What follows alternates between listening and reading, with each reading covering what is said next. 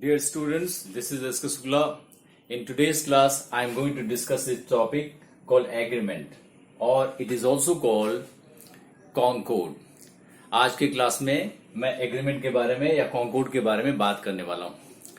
As you all know that basically we are discussing a specific broad topic called subject verb agreement.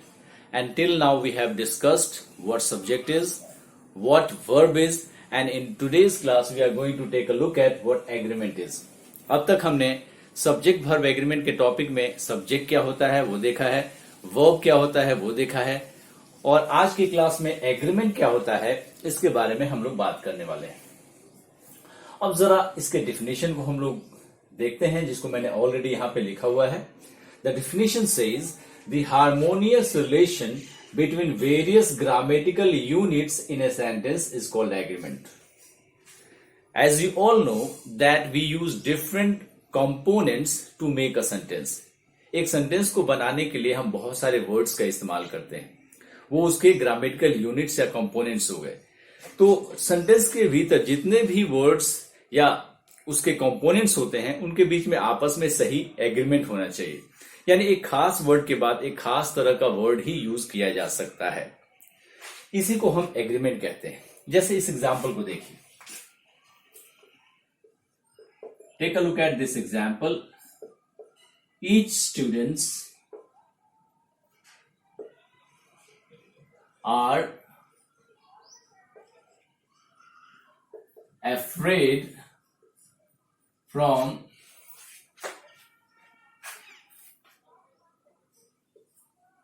the new rules.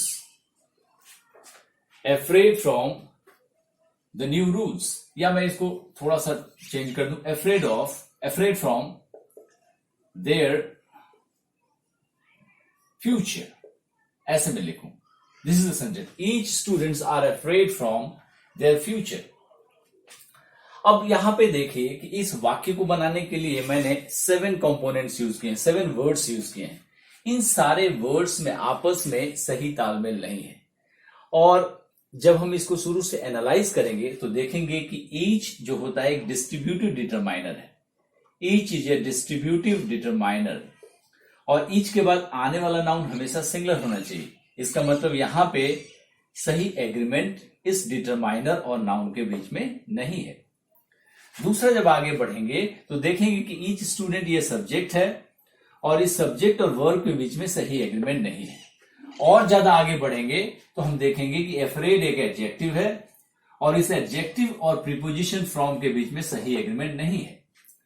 और थोड़ा सा आगे बढ़ेंगे इस sentence में तो देखेंगे कि यहां पे देयर प्रोनाउन यूज किया गया है. इस प्रोनाउन देयर का इस नाउन के साथ सही एग्रीमेंट नहीं है. तो एक सेंटेंस के अंदर 4 एग्रीमेंट जो है यहां पे ब्रेक किए गए हैं. तो जैसा मैंने बताया कि ईच के बाद आने वाला नाउन सिंगुलर होना चाहिए. जब ये स्टूडेंट हो जाएगा तो वर्ब यहां पे आर के जगह इज हो जाएगा.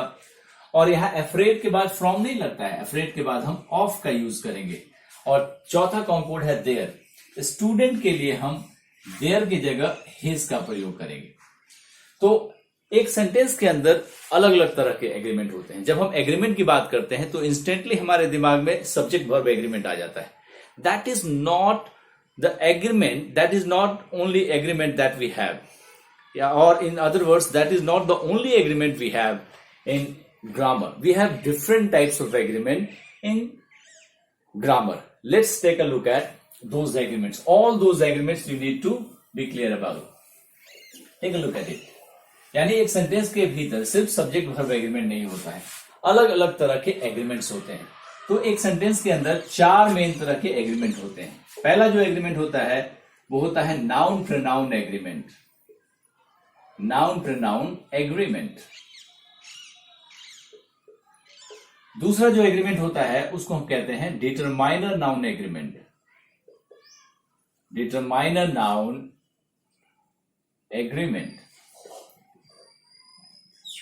तीसरा जो एग्रीमेंट होता है उसको हम वर्ड प्रीपोजिशन एग्रीमेंट कहते हैं. It is called word preposition agreement. And चौथा और सबसे ज्यादा डिस्कस्ड एग्रीमेंट जो होता है वो सब्जेक्ट वर्ब एग्रीमेंट होता है। तो एक सेंटेंस को करेक्ट करने के लिए इन चारों तरह के एग्रीमेंट के बारे में आपके पास जानकारी होनी चाहिए। You cannot only focus on subject verb agreement, you have to be clear about all types of agreements that we have in grammar. I will give small talk on all these types of agreement. Let's start with noun pronoun agreement. Noun pronoun agreement को देखते हैं। इनके बारे में मैं थोड़ा थोड़ा बता रहा हूं क्योंकि हमारा जो टॉपिक है वो बेसिकली है सब्जेक्ट वर्ब एग्रीमेंट का। एग्रीमेंट को मैं यहां पे सिर्फ एक्सप्लेन कर रहा हूं और वो एग्रीमेंट कितने तरह का होता है ये बता रहा हूं। नाउन प्रोनाउन एग्रीमेंट का मतलब क्या हो गया कि सेंटेंस में अगर किसी नाउन का यूज किया गया है और इस नाउन के स्थान पे अगर आप प्रोनाउन का यूज कर रहे हैं तो ये प्रोनाउन इस नाउन के अकॉर्डिंग होना चाहिए। जैसा नाउन होगा उसके उसी की तरह का इक्वल प्रोनाउन आप यूज करेंगे। अगर नाउन आपका सिंगुलर है तो आपका प्रोनाउन भी सिंगुलर होगा। नाउन अगर प्लूरल है तो प्रोनाउन भी प्लूरल होगा। अगर नाउन आपका मेल जेंडर का है तो प्रोनाउन भी आपका मेल जेंडर का होगा। अगर प्रोनाउन आपका फीमेल जेंडर का है तो आपका प्रोनाउन भी फीमेल जेंडर का होगा। नाउन अगर न्यूट्रल जेंडर का है तो प्रोनाउन भी न्यूट्रल जेंडर का ही होगा। इसका मतलब कि जैसा नाउन होता है उसी के हिसाब से ही हम प्रोनाउन का इस्तेमाल करते हैं। जैसे इस एग्जाम्पल को देखिए, birds build its nest on trees. तो इस एग्जाम्पल में अगर आप देखेंगे तो प्रोनाउन जो यूज किया गया है इट्स यूज किया गया है और ये किसके लिए आ रहा है, ये आ रहा है नाउन बर्ड्स के लिए। तो आप क्लियरली देख सकते हैं कि बर्ड्स एक प्लूरल नाउन है और इसके लिए प्रोनाउन जो यूज किया गया है वो सिंगुलर यूज किया गया है। तो यहां पे इट्स को काट के हम अगर देयर कर देंगे तो आपका सेंटेंस करेक्ट हो जाएगा। एक और एग्जाम्पल मैं लिख रहा हूं, इसको देखिए। इस एग्जाम्पल को मिटा के एक और एग्जाम्पल, अगर मैं लिखूं कि all the boys are required to bring his notebook tomorrow. तो इस सेंटेंस में अगर देखेंगे कि all the boys are required to bring his notebook tomorrow, तो इसमें प्रोनाउन जो यूज किया गया है वो हिज यूज किया गया और इसमें नाउन क्या है, बॉयज। तो क्या बॉयज के हिसाब से हम यहां हिज लगाएंगे? That is not the right agreement. यहां पे हिज को काट के हम देयर का इस्तेमाल करेंगे। तो ब्रॉडली आपको दिमाग में रखना है कि सेंटेंस में कहीं भी प्रोनाउन का इस्तेमाल किया गया है तो आपको देखना होगा कि वो जिस नाउन के लिए आ रहा है उस नाउन के लिए वो अप्रोप्रिएट है कि नहीं। यही नाउन प्रोनाउन एग्रीमेंट कहलाता है और इसको बढ़िया से जानने के लिए आपको नाउन बढ़िया से पढ़ना पड़ेगा और प्रोनाउन भी बहुत अच्छी तरीके से पढ़ना पड़ेगा, तब आप जाके नाउन प्रोनाउन एग्रीमेंट पे कमांड कर सकते हैं।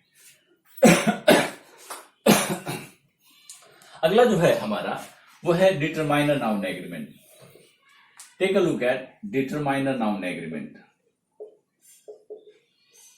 डिटरमाइनर नाउन एग्रीमेंट, ये हमारा दूसरा एग्रीमेंट है। डिटरमाइनर नाउन एग्रीमेंट क्या होता है? Take a look at it. I hope noun pronoun agreement is clear to you. Determiner noun agreement को जानने से पहले सबसे पहले तो आपको यह जानना होगा कि डिटरमाइनर क्या होता है। अगर मैं आपसे पूछूं डिटरमाइनर क्या होता है तो आपके दिमाग में क्या आंसर आएगा? You answer me if you want to. तो डिटरमाइनर का मतलब बेसिकली होता है कि basically determiners are adjectives. Determiner जो होते हैं वो बेसिकली एडजेक्टिव्स ही होते हैं, लेकिन इनमें कुछ खास लक्षण पाया जाता है, इसलिए इनको अलग कैटेगरी डिटरमाइनर में रख दिया गया है। और ये खास लक्षण क्या है? अगर मैं एडजेक्टिव को ब्रॉडली बांट दूं दो कैटेगरी में, एडजेक्टिव और डिटरमाइनर, तो एडजेक्टिव को हम ब्रॉडली दो कैटेगरी में बांट सकते हैं। तो आप देख रहे हैं कि एडजेक्टिव बेसिकली, डिटरमाइनर्स जो बेसिकली एडजेक्टिव ही होते हैं, लेकिन इनमें खास लक्षण क्या पाया जाता है? पहला लक्षण पाया जाता है कि they are used only before a noun. यानी कि डिटरमाइनर को सिर्फ और सिर्फ नाउन के पहले यूज कर सकते हैं, नाउन के बाद नहीं यूज करेंगे, जबकि एडजेक्टिव कैन कम बिफोर और आफ्टर नाउन। एडजेक्टिव के साथ खास बात यह है कि एडजेक्टिव को नाउन के पहले भी लगा सकते हैं और नाउन के बाद में भी लगा सकते हैं। जैसे अगर मैं लिखूं टॉल बॉय, तो आप देख रहे हैं कि टॉल जो है एडजेक्टिव है, नाउन के पहले लगा हुआ है। इसको मैं ऐसे भी लिख सकते हैं, बॉय इज टॉल। तो आप देख रहे हैं कि एडजेक्टिव नाउन के पहले भी आ सकता है, बाद में भी आ सकता है, लेकिन डिटरमाइनर्स जो होते हैं ये सिर्फ और सिर्फ नाउन के पहले लगते हैं। जैसे अगर मैं लिखूं एक डेमोन्स्ट्रेटिव डिटरमाइनर, दैट हाउस, हम नहीं लिख सकते इसको house is that, house is that, that is not correct, ये सिर्फ नाउन के पहले लगेगा। तो पहला फीचर डिटरमाइनर का क्या हो गया, ये सिर्फ नाउन के पहले लगते हैं। दूसरा लक्षण क्या है डिटरमाइनर का, देखिए दूसरा फीचर है कि डिटरमाइनर्स हैव या determiners are invariable. Determiners are invariable यानी डिटरमाइनर्स का फॉर्म चेंज नहीं होता है, बल्कि ये एक ही फॉर्म में रहते हैं। जबकि एडजेक्टिव जो होते हैं, adjectives change their form, adjectives change their form, adjective का फॉर्म बदलता है। जैसे अगर मैं टॉल की बात करूं तो टॉल का फॉर्म चेंज करके मैं टॉलर या टॉलेस्ट कर सकता हूं। लेकिन अगर मैंने डेमोन्स्ट्रेटिव डिटरमाइनर का एग्जांपल दिया था, क्या दैट का मैं दैटर दैटेस्ट बना सकता हूं। उसी तरह अगर मैं एक डिटरमाइनर लिखूं माई, क्या माई का मैं फॉर्म चेंज कर सकता हूं, नहीं। Determiners are invariable in form. तो दूसरा डिफरेंस क्या हो गया डिटरमाइनर और एडजेक्टिव के बीच में, इनके फॉर्म के ऊपर। And third difference, take a look at the third difference, there is no adjective noun agreement, there is no adjective noun agreement. यानी कि एडजेक्टिव का नाउन के साथ एग्रीमेंट नहीं होता है। यानी एक एडजेक्टिव सिंगुलर नाउन के साथ भी लग सकता है, प्लूरल नाउन के साथ भी लग सकता है। जैसे अगर मैं लिखूं स्वीट मैंगो, तो मैंगो यहां पे सिंगुलर नाउन हो गया, मैं स्वीट के साथ प्लूरल नाउन भी लगा सकता हूं, स्वीट मैंगोज। तो आप क्लियरली देख सकते हैं कि एडजेक्टिव जो है सिंगुलर नाउन के साथ भी लग सकता है, प्लूरल नाउन के साथ भी लगता है। लेकिन डिटरमाइनर के साथ खास बात यह है कि there should be an agreement between a determiner and noun. There is determiner noun agreement,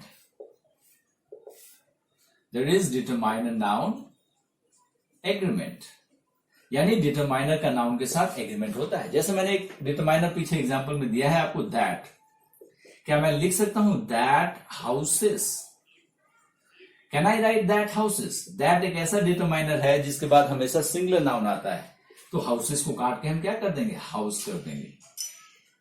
तो ये तीन बेसिक डिफरेंस डिटरमाइनर और एडजेक्टिव के बीच में होता है, otherwise determiners are basically adjective. तो इनका नाउन के साथ एग्रीमेंट होता है। तो ये डिटरमाइनर का मैं ब्रॉड कैटेगरी यहां पे बता दे रहा हूं, इनको डिटेल में आप एडजेक्टिव में पढ़ेंगे। तो जितने भी डिटरमाइनर्स होते हैं, जितने भी डिटरमाइनर्स होते हैं उनको दो कैटेगरी में बांटा जाता है। There are two types of determiners. पहला है first class determiners. First class determiners, they are the main determiners, first class determiners. And दूसरा है सेकंड क्लास डिटरमाइनर्स।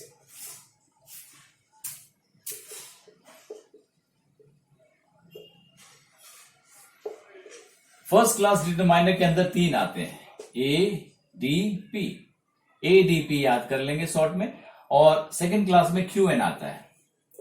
ये एडीपी क्या होता है मैं ब्रीफली आपको बता देता हूं। ए का मतलब आर्टिकल, डी का मतलब डेमोन्स्ट्रेटिव,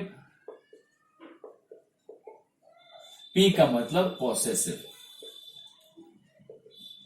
आर्टिकल में तीन आता है, ए एंड दी, डेमोन्स्ट्रेटिव में दिस दैट दिस दोज, और पॉसेसिव में 7 डिटरमाइनर्स आते हैं, my, our, your, his, her, its और देयर। अब यहां क्यूएन बचा है। क्यू का मतलब होता है क्वांटिटेटिव, एंड एन का मतलब न्यूमरल। क्वांटिटेटिव का मतलब ऐसा डिटरमाइनर जो मात्रा का बोध कराए, और न्यूमरल का मतलब ऐसा डिटरमाइनर जो संख्या का बोध कराए।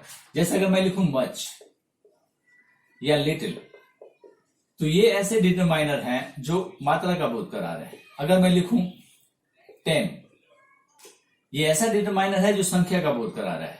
अगर इंडिफिनिट संख्या का बोध कराना होगा तो हम लिखेंगे मेनी या फ्यू, या डिस्ट्रीब्यूटिव का बोध कराना होगा तो ईच, एवरी, एटसेट्रा। तो ये बेसिकली आपके यही दो कैटेगरी ऑफ डिटरमाइनर है, और डिटरमाइनर का नाउन के साथ एग्रीमेंट होता है। सिर्फ पॉसेसिव डिटरमाइनर एक ऐसा डिटरमाइनर है जिसका नाउन के साथ एग्रीमेंट नहीं होता है, बाकी सबका नाउन के साथ एग्रीमेंट होता है। जैसे अगर मैं एग्जांपल लिखूं अ बॉयज, क्या मैं आर्टिकल ए के साथ बॉयज लगा सकता हूं? बिल्कुल नहीं। अगर मैं लिखूं मच बुक्स, मच जो है क्वांटिटेटिव है, क्वांटिटी का बोध कराने वाला है, तो मच के साथ मैं बुक्स नहीं लिख सकता। अगर मैं लिखूं दीज लॉ, तो यहां पे दीज एक ऐसा डिटरमाइनर है जिसके बाद आने वाला नाउन सिंगुलर नहीं होगा। दीज के बाद हमेशा हम प्लूरल नाउन लॉज का यूज करेंगे। तो इस तरीके से जितने भी डिटरमाइनर होते हैं उनका नाउन के साथ एग्रीमेंट होता है, और सेंटेंस में जब भी इनका प्रयोग किया जाए you need to be watchful about their use. अगला जो हमारा डिटरमाइनर है वो है, इनफैक्ट एग्रीमेंट है, डिटरमाइनर तो हमने देख लिया। अगला जो हमारा एग्रीमेंट है वो ये है,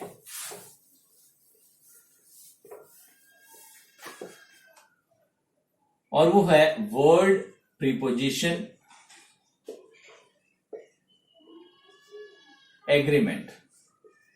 ये बहुत ही इंपॉर्टेंट एग्रीमेंट है, और ये एग्रीमेंट पे कमांड करने के लिए आपको अपनी रीडिंग इंप्रूव करनी पड़ेगी।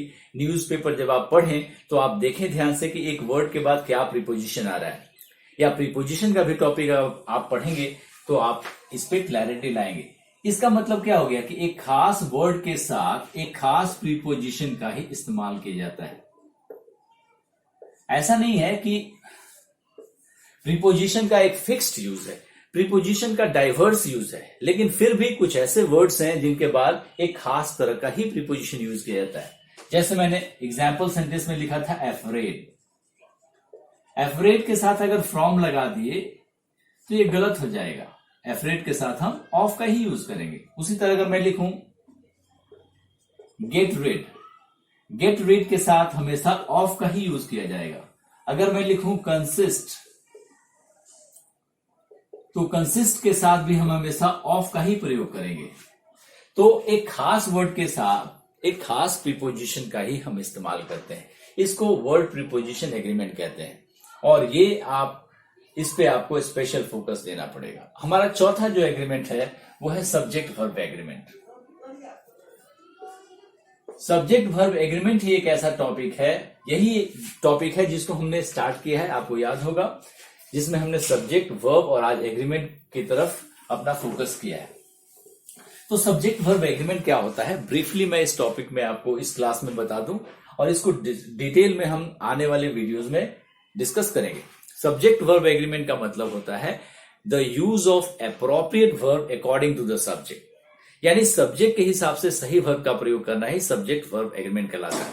If the subject is singular we should use singular verb, and if the subject is plural we should use plural verb. This is called subject verb agreement.